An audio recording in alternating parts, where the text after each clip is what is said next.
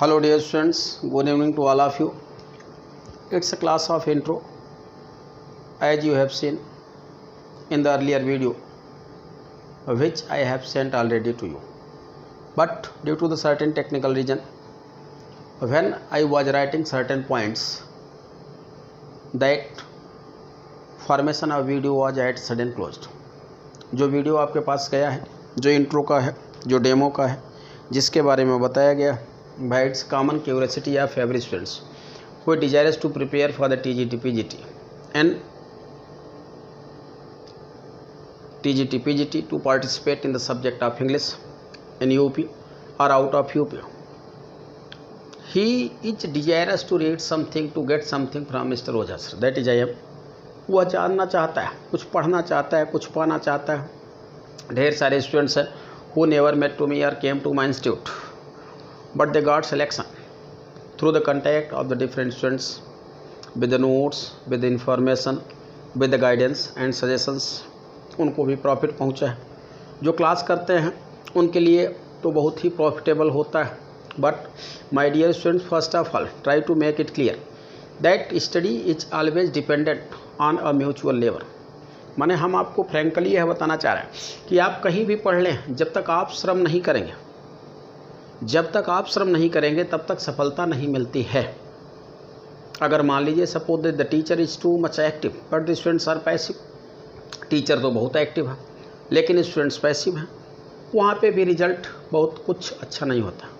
दूसरी तरफ देखें, स्टूडेंट बहुत एक्टिव है, ओवर एक्टिव हैं, लेकिन जो टीचर है वह पैसिव है, वहाँ पे भी जो रिजल्ट होता है वो बहुत अच्छा क्या है, रिजल्ट बहुत अच्छा नहीं होता है. तो हमारे कहने का इतना ही मतलब या अभिप्राय है कि we have to work together on the certain points which are directly related to your exam to make your fortune, to make your career.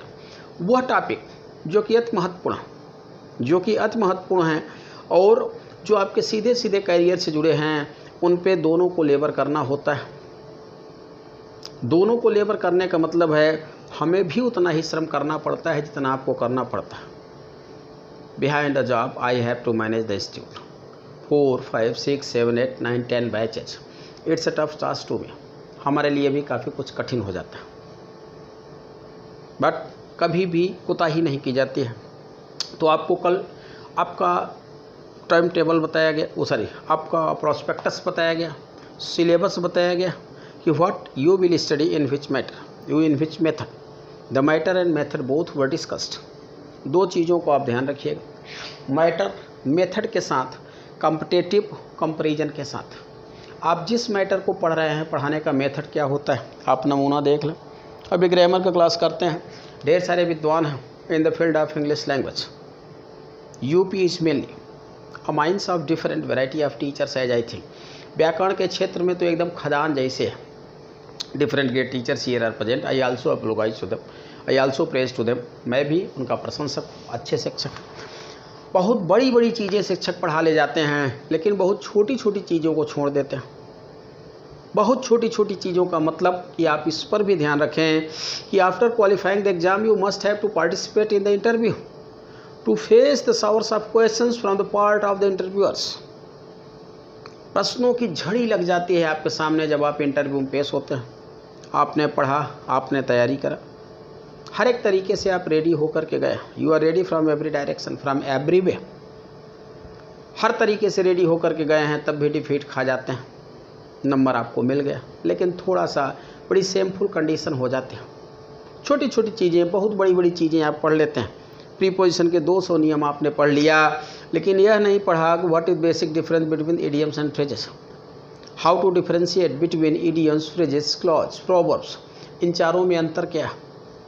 आपने यह तो पढ़ लिया कि what is the right use of an infinitive, what is the right use of gerund, what is the right use of participle. But यह नहीं पढ़ा कि where to use an infinitive and where to use a gerund. यह आपके लिए महत्वपूर्ण है. नियम तो हम जाने ही कि इन्फिनिटिव कहाँ होगा, बेयर इन्फिनिटिव कहाँ, स्प्लिट इन्फिनिटिव होगा, लेकिन उससे पहले हम यह जानें कि कहाँ इन्फिनिटिव होगा और कहाँ जिरंड होगा. जब तक हमें यह न पता हो कि यहाँ इन्फिनिटिव होगा और यहाँ जिरंड होगा, तब तक हमारा पूरा ज्ञान अधूरा रहता है। इसलिए first of all you must have to make up your mind to study from the two purpose. आपको हमेशा दो उद्देश्य को लेकर के पढ़ना होता है।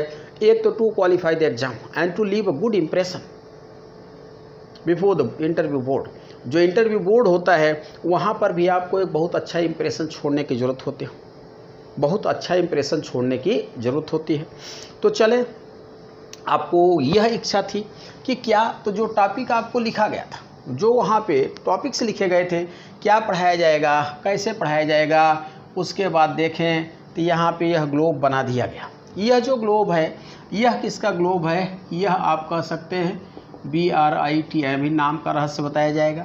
इसको आप क्या कह सकते हैं? इंग्लैंड कह सकते हैं। इसको आप क्या कह सकते हैं? यूनाइटेड किंगडम कह सकते हैं। अब देखें आगे यहाँ पर भी डिस्कशन होता है। यहाँ पर भी डिस्कशन किया जाता है कि what is the mystery behind these three titles of a country. इन तीन नामों का अर्थ क्या है? तो पहले हम भौगोलिक स्थिति को देख लेते हैं, बहुत ज़्यादा टाइम नहीं लगेगा, आप घबराइएगा नहीं, अपने आप जो अप्लाइड कोर्स है बहुत जल्दी पहुँचते हैं। यह केवल इसलिए बताया जाता है कि for the better understanding of the students about the country, उस देश के बारे में अंडरस्टैंडिंग बेटर होनी चाहिए। क्योंकि ज़्यादातर लोगों को देख रहे हैं कि कहीं ना कहीं they are in great confusion taking the post history of Britain and existence and development of English language is the most powerful language of the world as I think। दो चीज़ों को लेकर के बच्चों में बड़ा कौतूहल होता है। उनको लगता है 19वीं शताब्दी का उत्तरार्ध 20वीं के पूर्वार्ध में कहावत चल पड़ती है कि once the sun never sets in Britain when England ruled over the nearly 54 countries of the world। जब ब्रिटेन ने लगभग 54 देशों पर राज किया तो एक कहावत चल पड़ी उस समय पे कि once the sun never sets in Britain। एक ज़माना था, एक दौर था जब ब्रिटेन में सूरज नहीं डूबता। तो एक ज़माना वंस लिखा गया है, एक बार ऐसा हुआ था, बार बार ऐसा नहीं हुआ था, और कई बार ऐसा नहीं हुआ था, और कभी यह दौर बहुत दिनों तक नहीं रहा था। Monopoly of man is not liked by God. आप इस बात को ध्यान रखें, मानव की अधिकारवादिता ईश्वर को पसंद नहीं है। अगर आपने थॉमस हार्डी को पढ़ा होगा, as flies the wanton boy so we are to god they kill us for their sport. कहीं ना कहीं हमको तितर बितर वह करता रहता है।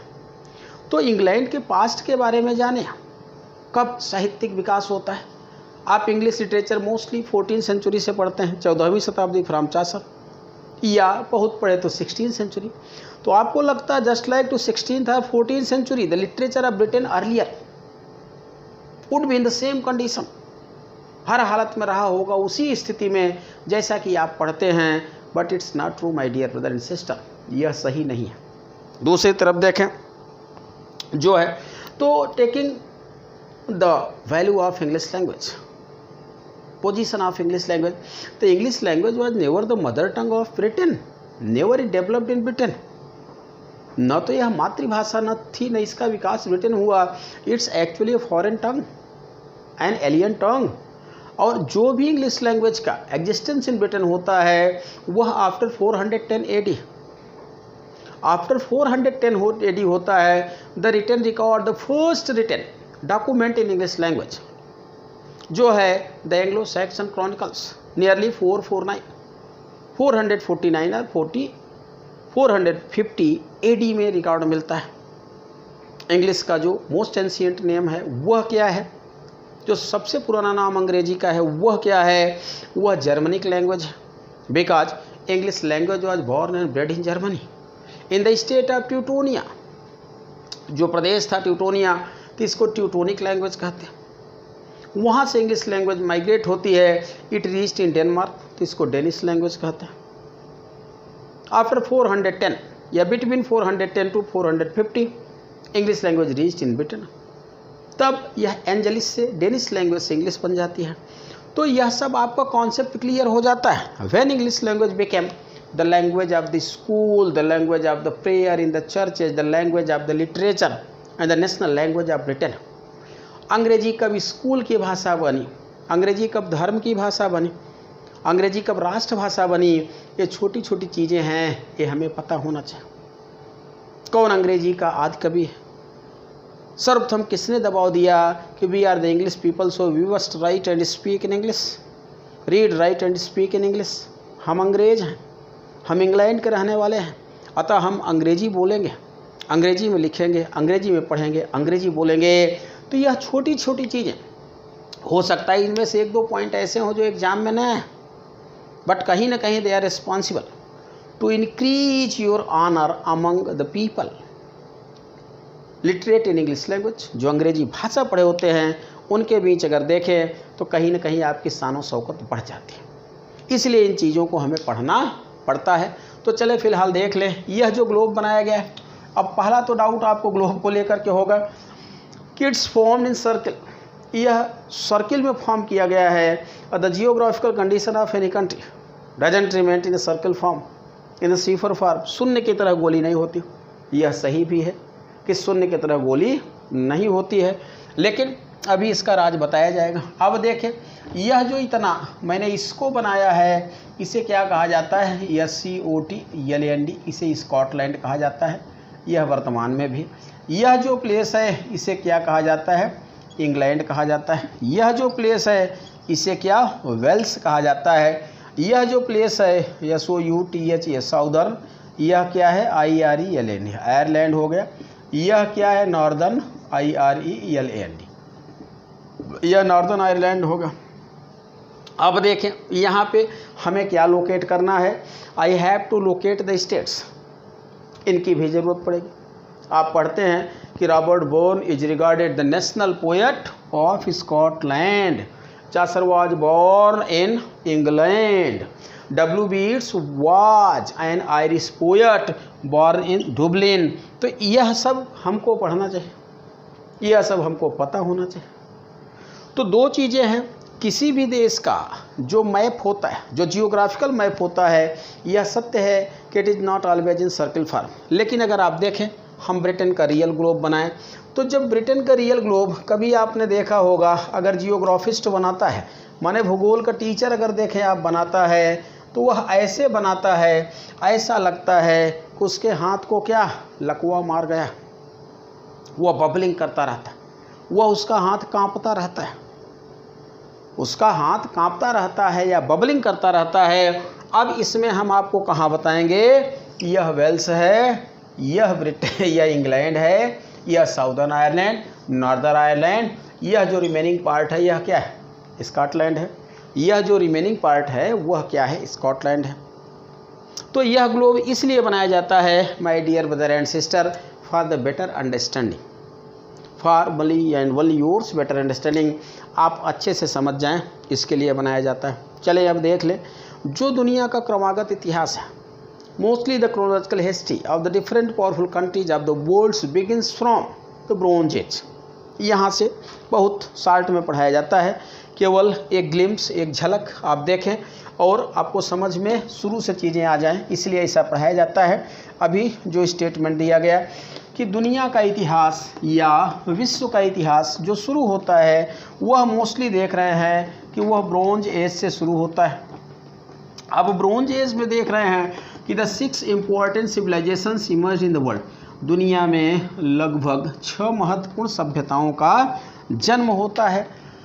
तो जब 6 महत्वपूर्ण सभ्यताओं का जन्म होता है उस पीरियड को क्या कहा जाता है? The period of the bronze as कहा जाता है, जिसमें आपकी भी एक सभ्यता है जिसे इंडस वैली सिविलाइजेशन कहा जाता है या जिसे सिंधु घाटी की सभ्यता कहा जाता है, यह आपकी भी उसी में सभ्यता है। अब देखें तो यहाँ पे जो ब्रिटेन है, अगर अर्लीस्ट देखें तो हम इसकी स्टडी कहाँ से शुरू करते हैं? The BRONZE, the bronze as से AG है, एज से करते हैं।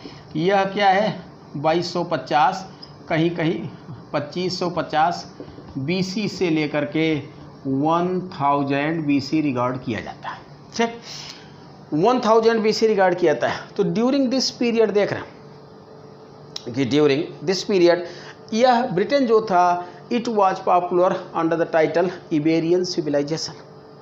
ऐसा माना जाता था कि Iber were the earliest native tribes of Britain. जो अर्लीस्ट नेटिव ट्राइब्स हैं ब्रिटेन की, वह कौन है? इबेरियन। ब्रिटेन को अबोलियन कहा जाता था। ऐसा माना जाता था कि ब्रिटेन में एक माने क्या बोलते हैं कि लेक है, झील है, जो कि डायरेक्टली कनेक्टेड है टू द हेवन, स्वर्ग से। तो यहाँ से यहाँ तक का जो भी इतिहास हम पढ़ते हैं तो ढेर सारी थिंग्स हमें नहीं पता हैं। Only it was a tribal country, जैसे दुनिया के सभी देश थे वह थे। लेकिन पहली बार हम देख रहे हैं जब हम इतिहास पढ़ते हैं नियरली 1000 BC टू 600 BC। अब यह BC का मतलब क्या है? आप ऐसे समझ लें, BC का before the birth of Jesus Christ. BC is always counted in descending order.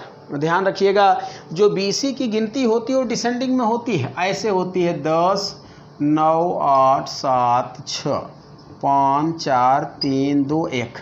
अब यहाँ जो लिखा गया है यह क्या है? BC है। यह क्या है? BC है। अगर हम ऐसे गिनते हैं कि before the birth of Jesus Christ, तो हम वर्ष को माने डिसेंडिंग ऑर्डर में गिनते हैं, नीचे गिरते हुए क्रम में। दूसरा, अब जब हम BC को गिनते हैं तो ऑर्डर हमारा क्या होता है? यह होता है।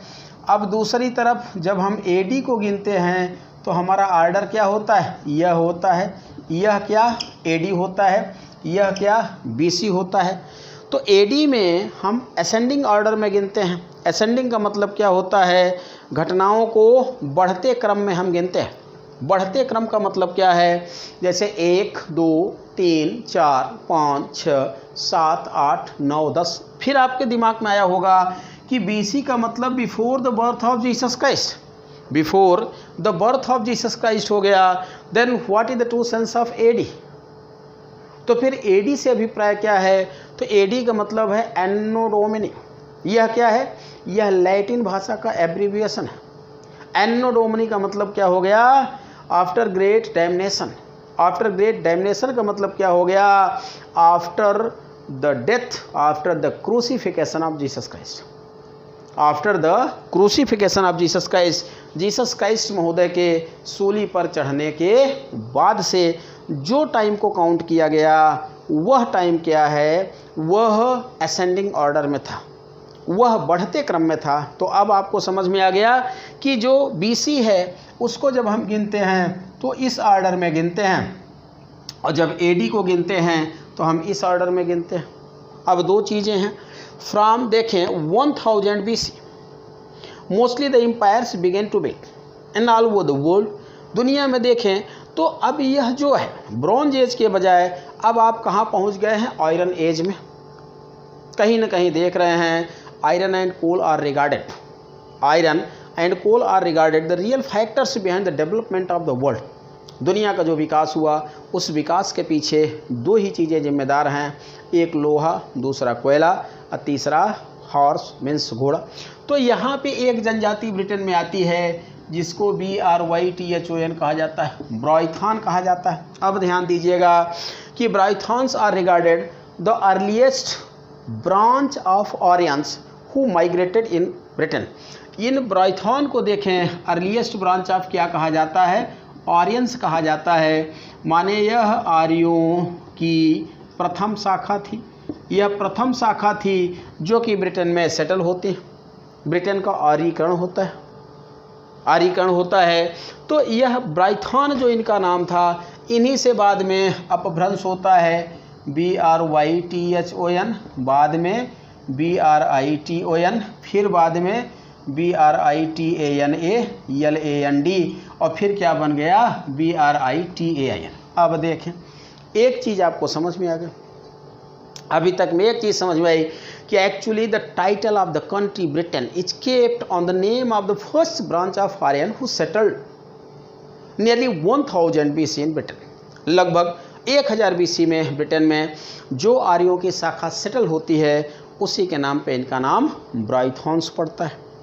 अब जैसे ही आर्यों की एक शाखा आ गई, तो जब एक शाखा आ गई तो उसके बाद दूसरी आ जाती है, उसके बाद तीसरी आ जाती है। ऐसे ही आप समझ लें, गांव से एक लड़का निकला, गांव से एक लड़का निकला और वह कहाँ गया? बॉम्बे। गांव में देखें तो कहीं ना कहीं वहाँ पे पूरा का पूरा a huge collection of the unemployed people, बेरोजगारों की विभिन्न प्रकार की माने श्रेणियां वहाँ पे उपलब्ध हैं। अब ढेर सारे बेरोजगार हैं। एक बॉम्बे गया, लौट करके आया, what a great job is there, there is great opportunity of job, बड़ा अवसर है जॉब का। तो एक जैसे गया तो उसके बाद 2 जाएंगे, 3 जाएंगे, 4 जाएंगे, धीरे धीरे करके वहाँ पे पूरा का पूरा जिस इलाके से पहला बंदा गया था लोगों का हुजूम वहाँ पे पहुँच जाता है। तो अब देखें जो अर्लीस्ट ब्रांच थी वह कौन आई, वह ब्राइथॉन आई या ब्राइथान्स। ब्राइथान्स के बाद CYMERI या गेल्स आते हैं। उसके बाद कौन आते हैं, सेल्टिक ट्राइब्स आते हैं। अब देखें अब यह ऐसे हो जाता है। यह जो ब्राइथान है यह क्या है, यह COTLAND। स्कॉटलैंड में मोस्टली जो सेटल हुए वह BRYTHONS हो गए। दूसरी तरफ देख रहे हैं यह पूरा का पूरा अभी हम पढ़ रहे हैं, अभी डिवीज़न नहीं किया जा रहा है। यह आयरलैंड हो गया। यहाँ जो सेटल होते हैं CYMERI या GALES गेल्स कहा जाता है। इसीलिए जो लिटरेचर आप पढ़ते हैं W बीट्स का उसे गेलिक लिटरेचर कहा जाता है। यह यहाँ पे गेल्स हैं। यहाँ पे देखें सेल्टिक ट्राइब CELTIC, यह सेल्टिक्स हो जाते हैं। अब देखें जो ब्रिटेन में डेवलपमेंट होता है या जो ब्रिटेन में देख रहे हैं कि development of the Kings and emperors, वह किसके पीरियड में होता है, सेल्टिक ट्राइब्स के बीच में होता है। जिनको आप पढ़ते हैं क्या कहते हैं, किंग लियर कहते हैं। जिनको आप GORBODUC कहते हैं। जिनको CYMBLINA सिम्बेलाइन, CYMBELIN है, सिम्बे लाइन कहते हैं। तो यह जो राजा हैं यह किस वंश के थे, यह King Lear Celtic king, Gorboduc Celtic king और सिम्बेलाइन क्या है, यह भी सेल्टिक किंग है। तो पहली बार देख रहे हैं कि the empires in all over the world during this period. During this period का मतलब है कि जिसको हम पढ़ रहे हैं वह क्या है, वह है आयरन एज। तो आयरन एज तक हम क्या कहते हैं, the pre historic period, the pre HISTORI, इसे क्या कहा जाता है, द प्री हिस्टोरिक पीरियड कहा जाता है। अब देखें पहली बार इस सेल्टिक पीरियड में ब्रिटेन में अगर देखते हैं तो the development of trade, commerce, जिसे आप व्यापार, वाणिज्य, the development of oral literature develop होता है। यहाँ का जो मेन प्रोफेशन है वह क्या है, सीप होल्डिंग होता है, भेड़ पालन होता है। और द डेवलपमेंट ऑफ एम्परर या द डेवलपमेंट ऑफ किंग, इतनी चीज़ें डेवलपमेंट होती हैं। डेवलपमेंट ऑफ जो टाउन्स हैं, सिटीज़ हैं, उनका डेवलपमेंट होता है। अब पहली बार भाषाई साम्राज्यवाद के विकास के साथ साथ भाषा का भी विकास होता है। और सेल्टिक के साथ जो लैंग्वेज डेवलप होती है उसे क्या कहा गया, सेल्टिस कहा जाता है, CELTISH। अब देखें अभी यहाँ पे during this period Britain became the greatest exporter of the arms of battle. जो एमिनिशंस ऑफ बैटल थे इस पीरियड में ब्रिटेन यूरोप में देखें तो यूरोप के जो देश थे ब्रिटेन से युद्ध के सामान आयात किया करते थे। ब्रिटेन क्या हो जाता है, एक्सपोर्टर हो जाता है। कहीं न कहीं से during the post of the iron period Britain came on the runway of prosperity. धीरे धीरे करके पोस्ट पीरियड में ब्रिटेन संपन्नता के रनवे पे आता है। जब संपन्नता के रनवे पे आता है तो पहली बार देख रहे हैं कि Britain was defeated by the Roman emperors and perhaps this was the longest slavery. अब यहाँ पे देखें जो नेक्स्ट है, आपने शॉर्ट में क्या देखा, ब्राइथॉन देखा, सिमरी देखा और सेल्टिक्स देखा। अब यह जो है the period of Roman ROMAN LEGIONS, यह the period of Roman lesions है। इसे 55/54 BC टू 410 AD रिगार्ड किया जाता है। माने जो the period of Roman lesions है उसकी शुरुआत 55 BC में होती है और 410 AD में समाप्त हो जाते हैं, जिसका अभिप्राय है कि nearly 450 years Britain was a colony of Roman emperors. Rome के सम्राटों का एक उपनिवेश रहता है ब्रिटेन। तो इनके बारे में जो आप पढ़ेंगे महत्वपूर्ण चीज़ें उसमें यह है कि द डिफीट या the invasion of Britain by the Roman emperors was a gradual process which ran nearly 450 years. यह एक क्रमागत जो है यह प्रोसेस थी, धीरे धीरे करके। पहली बार देख रहे हैं कि the first Roman emperor who enter in Britain and form the strong treaty for the exportation of the goods and the humans. पहली बार देख रहे हैं ब्रिटेन में यह जो 55 BC है, चाहे इसको 55 BC कहें चाहे 54 BC कहें, यहाँ पे जो एंट्री करता है वह कौन है? जूलियस सीजर, CEASAR है, जूलियस सीजर है। तो जूलियस सीजर नियरली इन 55 और 54 BC first of all Julius Caesar invaded the Britain. अगर आपने पढ़ा होगा रोम का इतिहास तो आपको पता होगा कि जूलियस सीजर रोम का जो चीफ सीनेटर बनता है वह 60 BC 60 BC में बनता है। रोमन पीरियड से आपके परीक्षा में प्रश्न आते हैं, चाहे TGT हो चाहे PGT, कई बार प्रश्न आए हुए हैं। तो यहाँ पे देखें जो जूलियस सीजर 60 BC में became the chief of the Roman senate.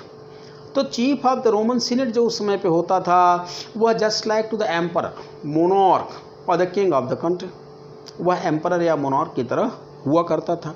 इस समय पे सीजर महोदय यहाँ पे रोम की गद्दी पे बैठते हैं। Caesar was desirous to defeat the rest of countries related to Rome या 8 joining countries related to Rome. जो निकटस्थ देश थे उनको पराजित करना चाह रहा था। सीजर को युद्धास्त्र चाहिए था, युद्ध के साजो सामान चाहिए था। उसको लगा कि अगर ब्रिटेन से हम एक मजबूत संधि कर लेते हैं तो हमेशा के लिए हम निश्चिंत हो जाएंगे। दो चीज़ें, एक तो ब्रिटेन किसी दूसरे देश को युद्धास्त्र सप्लाई नहीं करेगा और दूसरा वो हमें टैक्स देगा। Then it would be beneficial from both the points. अंततः 55 to 54 BC first of all Julius Caesar invaded Britain and formed a strong treaty, एक मजबूत संधि करता है। तो आज का जो टॉपिक है यहीं तक रहा, क्योंकि इनके बारे में जो द पीरियड ऑफ रोमन लीजेंस है, द पीरियड ऑफ रोमन लीजेंस के बारे में डिटेल आपको नेक्स्ट वीडियो में मिलेगा। यहाँ पे अब आगे क्रमागत देखेंगे कि कैसे धीरे धीरे करके रोम का गुलाम बन जाता है ब्रिटेन और अंततः 450 वर्षों में the prosperity of Britain was squeezed by the Roman emperors. Rome की जो संपन्नता थी लगभग उसको इन्होंने निचोड़ करके रख दिया है। तो we will meet in the next video, so till then best of luck, good night to all of you, bye.